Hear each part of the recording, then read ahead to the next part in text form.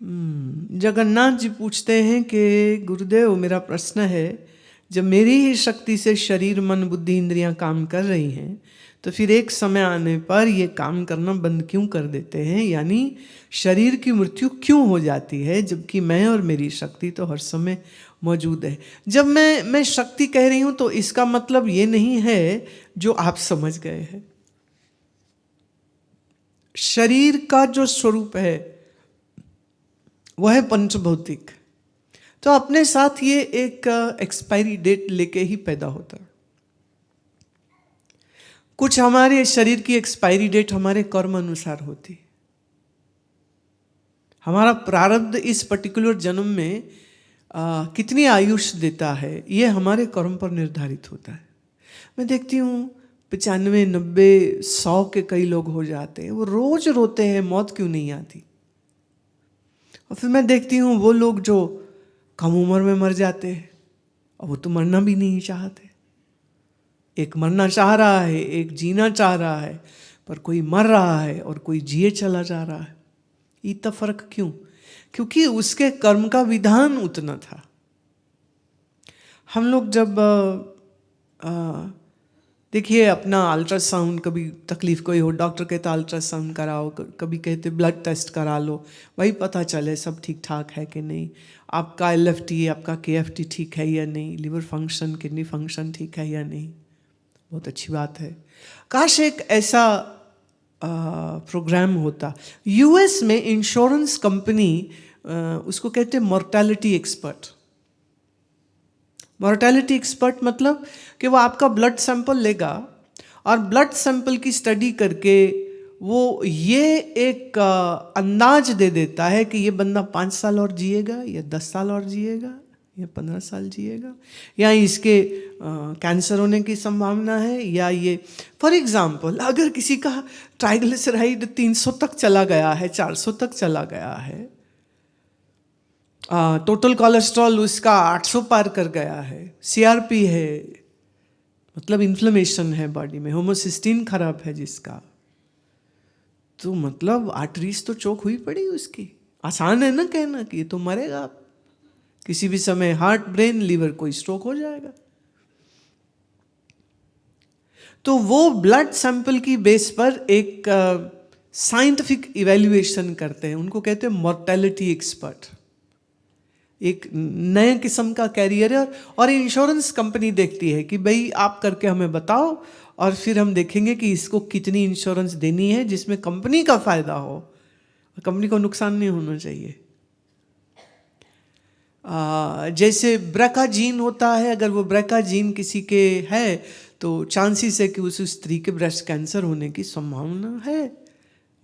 Hollywood की एक अभिनेत्री, उसने तो डबल मेस्टेक्टमी करवा ली कि कल को मेरे हो, उसके पहले ही उसने अपनी सर्जरी करवा ली। ऐसे कैसे कर सकते हैं लोग? ऐसे तो भाई तुम कभी भी मर सकते हो, फिर तो घर से बाहर भी ना निकलो, क्योंकि एक्सीडेंट हो सकता है, कोई चीज़ सिर पे लग सकती है, कोई बस ही लग जाएगी, कुछ और हो जाएगा, कुछ और हो जाएगा। मतलब ये अजीब डर है ये भी लोगों। पर मेरे को थोड़ा रियलिस्टिकली मुझे लगता है कि ये एक बहुत अच्छा पैमाना है। तो आज कम से कम जितने यहाँ लोग बैठे और जितने लोग मुझे इस समय घर में सुन रहे हैं, अपना एक ब्लड टेस्ट जरूर कराना। देखो अब मैं डॉक्टर की तरह राय दे रही हूँ। LFT, KFT और टोटल कोलेस्ट्रॉल आपका क्या है, थोड़ा एक बार होमोसिस्टीन, CRP, इसके लेवल्स ये चेक जरूर करा लीजिए। उससे बहुत कुछ पता चल जाता है आपका शरीर कितना आपने खराब कर लिया या कितना ठीक है। अब ऊपर नीचे कुछ रिपोर्ट होगी तो उसके अनुसार काम कर लीजिए। मैं ये बात पता इसलिए कह रही हूँ, सिर्फ 1.5 साल पहले मैंने एक व्यक्ति को कहा कि आपका डायबिटीज़ ठीक नहीं है, इसको कंट्रोल करिए। कैसे? मैंने कहा आप मैंने आसन करो, प्राणायाम करो, और साथ में फास्टिंग करो, और साथ में अपना खाना मुँह सियो, अपना जो खाते रहते हो कुछ भी उल्टा सीधा, तो ये खाना पीना कंट्रोल करिए, कम खाइए और उचित खाइए। मैं देखिए अगर ये तकलीफ हो गई तो कौन कौन करेगा आपकी सेवा? हमारी बात नहीं माने। ब्लड शुगर चली गई 350, अब आंखों से सब धुंधला हो गया है, दिख नहीं रहा है उनको। और यूरिनरी ट्रैक्ट में नोड्यूल्स बन गए, इन्फेक्शन हो गए हैं, यूरिन पास नहीं हो रहा, 40 घंटे हो गए। अब मुझे जब मालूम हुआ तो हम क्या ही बोलें, इतना कोई मूर्ख है अगर हम सामने से उस बंदे को वार्न कर रहे हैं कि भाई इसको लाइटली मत लो, स्वास्थ्य को बहुत ठीक मेंटेन करना पड़ता है। अगर आपका डायबिटिक शरीर है और कोई इन्फेक्शन हो गया और आपको पता ना चला, वो इतनी जोर से बढ़ेगी। अभी एक और है हमारे अमृतसर में, उसकी सारी रिपोर्टें खराब थी, और वो जब वो यहाँ आया ना तो कहता मैं तो अपने आप को ठीक ही समझता हूँ, मैं तो हंसी आ रही थी, मैं कैसा प्राणी है ये। 4 महीने भी नहीं निकले और वो पहुंच गए अस्पताल, आंखों से दिखना चला गया, ब्लैडर का कंट्रोल चला गया, फिर वो कई सारे प्रॉब्लम्स हो गए, हफ्ता पहले शरीर चला गया उसका। अब क्या करें, लोग सुनते नहीं हैं। खाना जरूरी, खा के मर जाओ, खाना नहीं छोड़ सकते हैं। बोलो आसन कर लो, नहीं वो नहीं हम कर सकते हैं, हम सैर कर लेते हैं। What is that? So the point is responsibility of the body is with you, not with anybody else,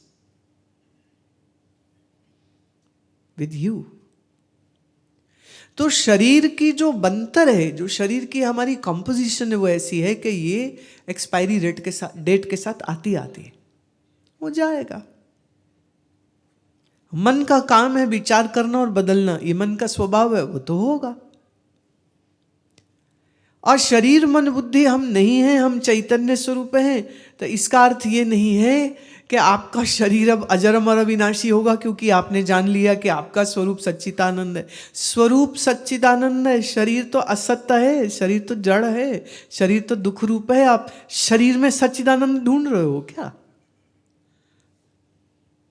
इसी को कहते हैं राक्षस बुद्धि, इसी को कहते हैं राक्षस बुद्धि। कहते हैं एक बार ब्रह्मा जी के पास विरोचन और इंद्र गए और कहा आप हमें ज्ञान का उपदेश दीजिए। उन्होंने बोला तुम ही ब्रह्म हो, और चुप हो गए। दोनों चले गए। अच्छा, विरोचन सोचता है हम ही ब्रह्म है, खाओ पियो मौज करो। इंद्र बैठ करके सोचते हैं, कहते शरीर तो मरने वाला है, तो जो मरने वाला हो वो परमात्मा कैसे हो सकता है? तो वो वापिस आ गए। आके कहते हैं ब्रह्मदेव आपने जो कहा तो मेरे अनुसार तो ये बात उचित नहीं है। देह तो मरती है, देह तो जन्मती है, देह तो बदलती है, जो बदले, जो मरे, जो जन्मे, वो परमात्मा कैसे हो सकता है? तुमने कहा हाँ, हमने कब कहा कि शरीर ब्रह्म है?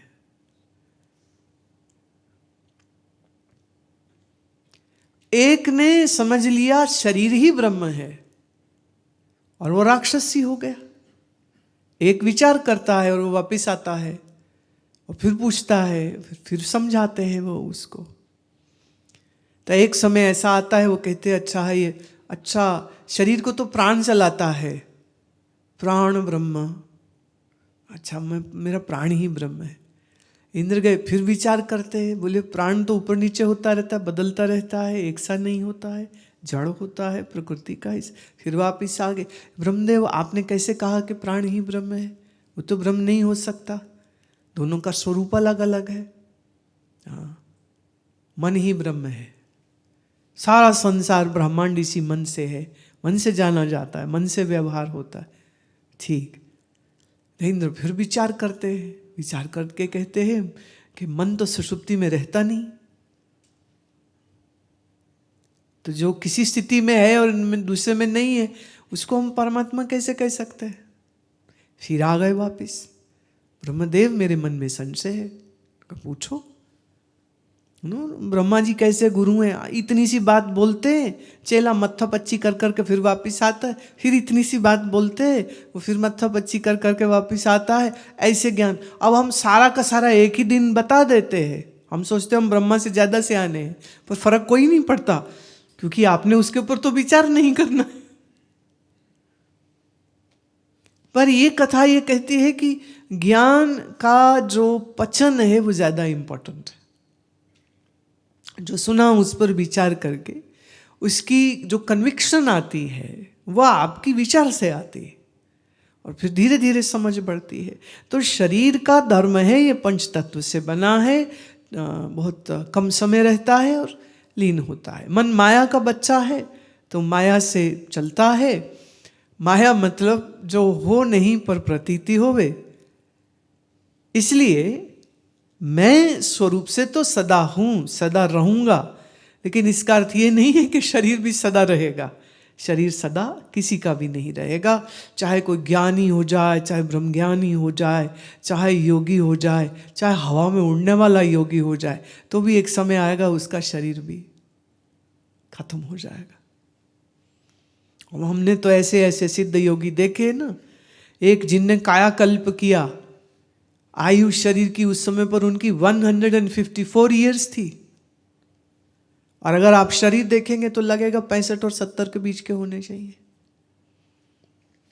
और जब वो एक्चुअल में 65 के थे, जो उस समय उनके शिष्य थे, वो उनकी आज तीसरी जनरेशन चल रही है। और वो बताते हमारे परदादा महाराज जी के पास आए थे, अरे कायाकल्प जिनने किया।